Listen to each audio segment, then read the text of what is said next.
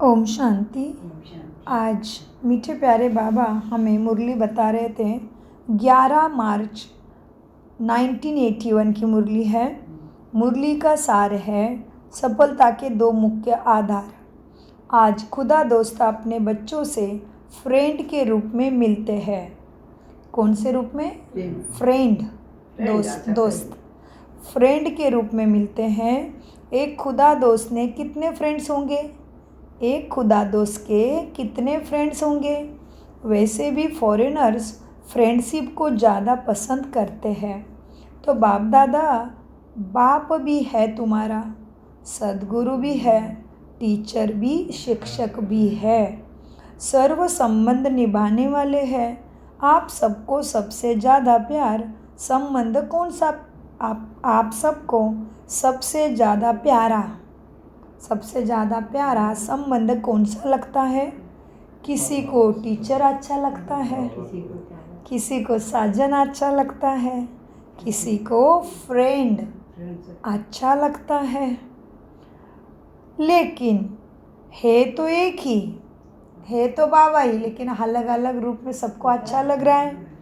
लेकिन है तो एक ही ना, इसलिए एक से कोई भी संबंध निभाने से सर्व प्राप्ति हो ही जाएगी। यही तो एक जादूगरी है, जो एक से ही जो चाहो वो संबंध निभा सकते हो और कहा जाने की आवश्यकता ही नहीं। इससे कोई और मिले यह इच्छा खत्म हो जाती है। सर्व संबंध की प्रीत निभाने के अनुभवी हो चुके हो ना? हो चुका है भगवान से सर्व संबंधों का सुख लेने का अनुभव? हाँ, अनुभवी बन चुके हैं या अभी होना है अनुभव? पर भगवान से सारे संबंधों का प्यार लेना सीख गए हो? अनुभवी हो? क्या समझते हो? पूर्ण अनुभवी बन चुके हो क्या?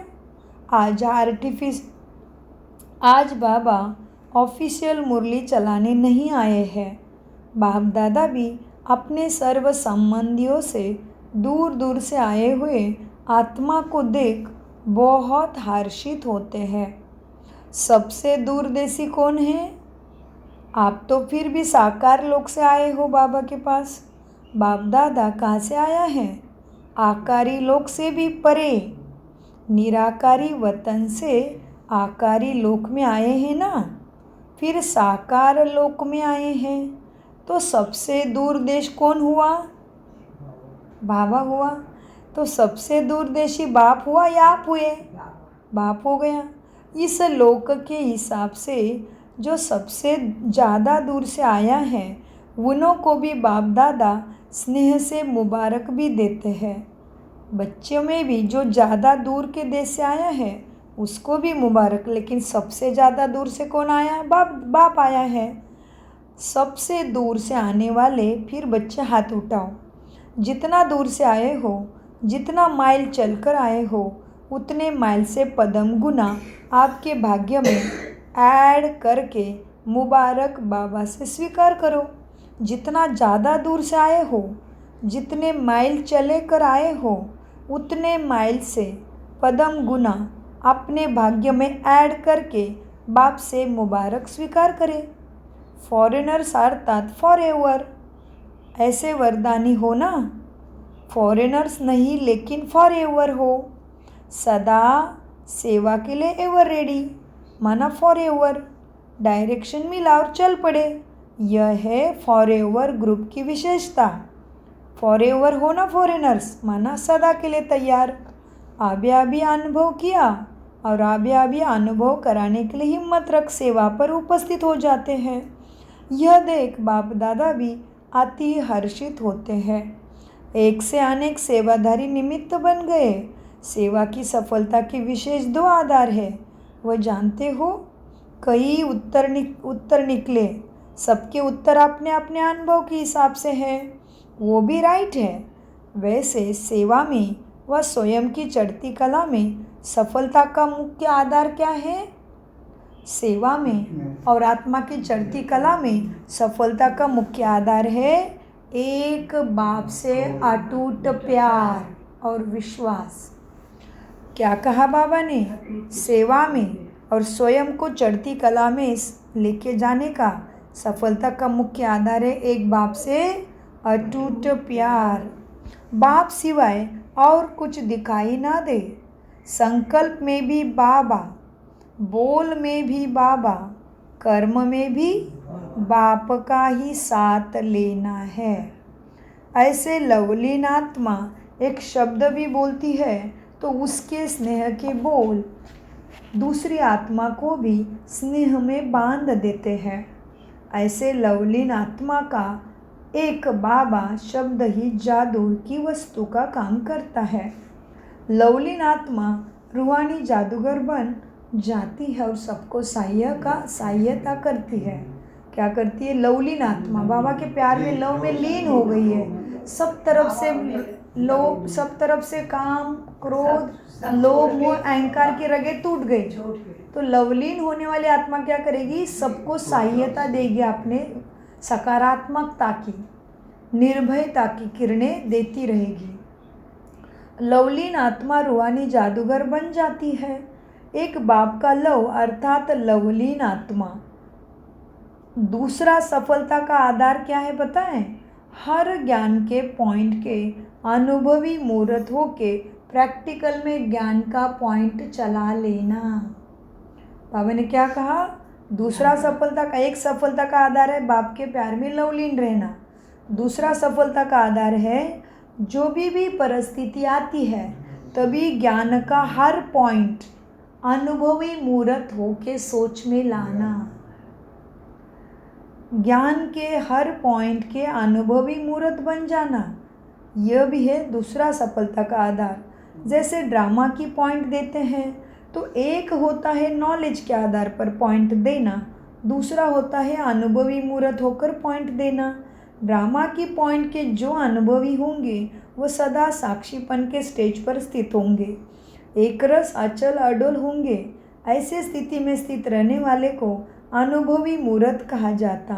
रिजल्ट में बाहर के रूप से भले अच्छा हो व बुरा हो, लेकिन ड्रामा के पॉइंट की अनुभवी आत्मा कभी भी बुरे में भी बुराई को न देख अच्छाई को ही देखेगी, अर्थात सो के कल्याण का रास्ता ही दिखाई देगा।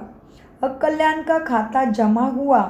कल्याणकारी बाप के बच्चे होने कारण, कल्याणकारी युग होने कारण अब कल्याण का खाता आरंभ हो चुका है तुम्हारा, इसलिए हर चीज़ में कल्याण देखो। इस नॉलेज और अनुभव की अथॉरिटी से सदा अचल रहेंगे। अगर गिनती करो तो आप सबके पास कितने प्रकार की अथॉरिटीज़ है? और आत्माओं के पास एक दो अथॉरिटीज़ होगी। किसी को साइंस की अथॉरिटी, किसी को शास्त्रों का ज्ञान होगा, किसी को डॉक्टर की नॉलेज होगी, किसी को इंजीनियर की नॉलेज की अथॉरिटी होगी। लेकिन आपके पास कौन सी अथॉरिटी है? बनाओ लिस्ट तो बहुत लंबी लिस्ट हो जाएगी। सबसे पहले अथॉरिटी है वर्ल्ड ऑलमाइटी, माना सर्वशक्तिवान बाप के आप बन गए हो तो सबसे शक्तिशाली आप हो। आप कौन सी अथॉरिटी है आपके पास? बताओ कौन सी ताकत है? लिस्ट निकालो तो बहुत लंबी लिस्ट हो जाएगी प्राप्तियों की। सबसे पहली अथॉरिटी है वर्ल्ड ऑलमाइटी, आपका हो गया, सर्वशक्तिवान आपका हो गया। वर्ल्ड ऑलमाइटी की अथॉरिटी, जब वर्ल्ड ऑलमाइटी बाप आपका हो गया तो वर्ल्ड की जो भी अथॉरिटी है वो आपकी हो गई।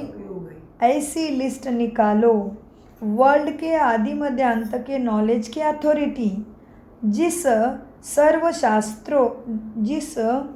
नॉलेज के आधार पर ही शास्त्र बनाते हैं, बाइबल कुरान आदि बनाते हैं। इसलिए गीता ज्ञान को सर्वशास्त्रों का शिरोमणि, बुक्स ऑफ माई बाप कहते हैं, माना गीता माता कहते हैं। सभी शास्त्रों की माता है वो, शिरोमणि कहा जाता है गीता को। डायरेक्ट गीता कौन सुना रहा है? आज साकार मुरली में भी आया ना, तो बाबा कहते डायरेक्ट गीता कौन सुना रहा है? बाबा सुना रहा है ना। उसमें ही शब्द आया है भगवान वाचे गीता में, तो थोड़े थोड़े शब्दों से भी उसको वैल्यू आ गई गीता को। तो बाबा कहते जिस तरह से गीता सभी धर्मों की माँ बाप है, उस तरह से तुम भी सबसे ऊँचे हो। तुम्हें उतना ज्ञान का अंदर में धारणा आनी चाहिए। तो बाबा कहते ज्ञान के, बाबा के प्यार का, बाबा की शक्ति का और बाबा के ज्ञान का अनुभव करना पड़ेगा। परिस्थिति आती तभी उसको यूज़ करेंगे, तभी अनुभव आएगा। अरे ये चीज़ मैंने ऐसे ऐसे सोची, देखो ठीक हो गई, ऐसे अनुभव। तो अनुभव ही मूर्त बनना है ना।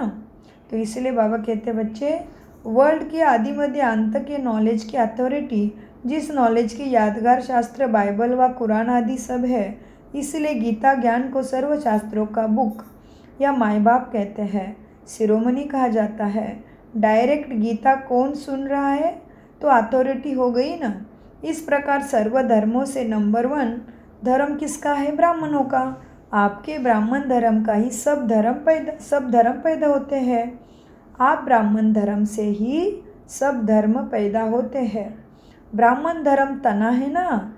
और भी इस धर्म की विशेषता है, ब्राह्मण धर्म डायरेक्ट परमपिता परमात्मा ने स्थापन किया हुआ है। और धर्म पिताएँ क्या करते हैं? अपना धर्म स्थापन करते हैं। यह तो धर्म परम पिता का है, जिसको ब्राह्मण धर्म, देवी देवता धर्म, ईश्वरीय धर्म कहते हैं। वह बच्चों द्वारा है, सन ऑफ गॉड कहते हैं। वो अपने आप को क्रिश्चियन लोग क्या कहते हैं? हम भगवान के बच्चे हैं। वह सन ऑफ गॉड कहते हैं। यीशु क्रिस्त क्या कहता है? मैं खुद को मैं भगवान हूँ ऐसा नहीं कहता। वो कहता है मैं सन ऑफ गॉड हूँ, मैं भगवान हूँ ऐसे कभी नहीं कहा, लेकिन समझने वाले ने गलती किया। सन ऑफ, वह बच्चों द्वारा सन ऑफ गॉड कहते हैं। वह गॉड नहीं है, तो डायरेक्ट परमपिता परमात्मा द्वारा श्रेष्ठ धर्म स्थापन हुआ ना। वो खुद ही धर्म स्थापन करने वाले कहते हैं मैं सन ऑफ गॉड हूँ, तो ये साबित करता है कि वो गॉड नहीं है। डायरेक्ट परमपिता परमात्मा द्वारा धर्म स्थापन हुआ, उस धर्म की अथॉरिटी हो। आदि पिता ब्रह्मा के डायरेक्ट तुम बच्चे मुख्य वंशावली अथॉरिटी वाले हो गए ना। सर्वश्रेष्ठ कर्म के प्रैक्टिकल जीवन की अथॉरिटी हो। श्रेष्ठ कर्म के प्रारब्ध विश्व के अखंड राज्य के अधिकार की अथॉरिटी तुम्हारे पास हो। भक्तों की पूजा की अथॉरिटी हो। ऐसे और भी लिस्ट निकालो तो बहुत निकलेगा कि तुम कितने बड़े अथॉरिटी वाले हो। समझा आप कितने बड़े अथॉरिटी वाले हो। भक्तों के पूज्य की अथॉरिटी हो। भक्तों के पूज्य की अथॉरिटी हो। ऐसे और भी लिस्ट निकालो तो बहुत लंबी निकलेगी कि तुम कितने श्रेष्ठ हो। भक्त भी तुम्हारी ही पूजा करते हैं ना। समझा आप कितने बड़े अथॉरिटी हो। ऐसे अथॉरिटी वालों को बाप भी नमस्ते करते हैं। यह सबसे बड़े अथॉरिटी है। ऐसे अथॉरिटी वालों को देख देख बाप दादा बहुत हर्षित हो रहे हैं। मीठे प्यारे बाप दादा का बच्चों को याद, प्यार, गुड मॉर्निंग और नमस्ते।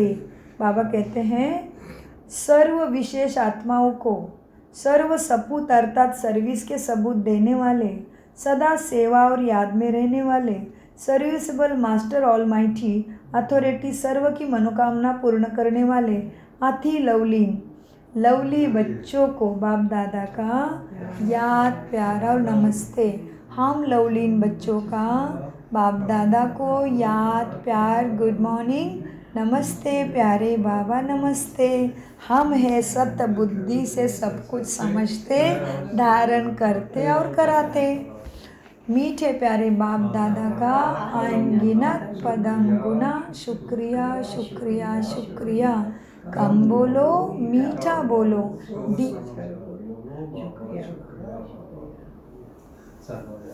बाबा सदा याद है। बहुत ही बढ़िया। ओके, शुक्रिया फरिश्तों। चलो, बाबा को कौन सी बात अच्छी लगी बच्चों को बता। आज की मुरली के द्वारा क्या अच्छा लगा मीठे बच्चों को? बाबा ने यही बताया है कि ये शरीर को ये मतलब जीते भी ये शरीर को हटा दो, मतलब याद नहीं करना है। आत्मा, ये आत्मा है तुम्हारा, अपने को आत्मा समझो और किसी को याद करने की जरूरत नहीं है। सब अपने को मिटा दो। तो उस तरफ बीती हुई बातों को भुला दो, मतलब कभी मतलब सोचना नहीं है कि तो हम बाबा में बाबा को अर्पण हो जाएंगे, बाबा को मतलब स्वीकार कर देंगे बाबा को। हम विकारों में फंसेंगे तो फिर बाबा के पास पहुंच नहीं सकते। नहीं पहुँच सकते। बहुत अच्छा। और साकार मुरली में क्या क्या याद है? साकार में भी यही चीज़ है, बाबा का ही है कि बाबा को चिन्हों पे ही बाबा के चलना है। सब जो भी कुछ है बाबा को ध्यान करते हुए उनका काम करना है। सारे काम को अपने मन बुद्धि सबको बाबा में लगाना है। ओके, बहुत अच्छा। ठीक है, चलो अभी बाबा को याद करो।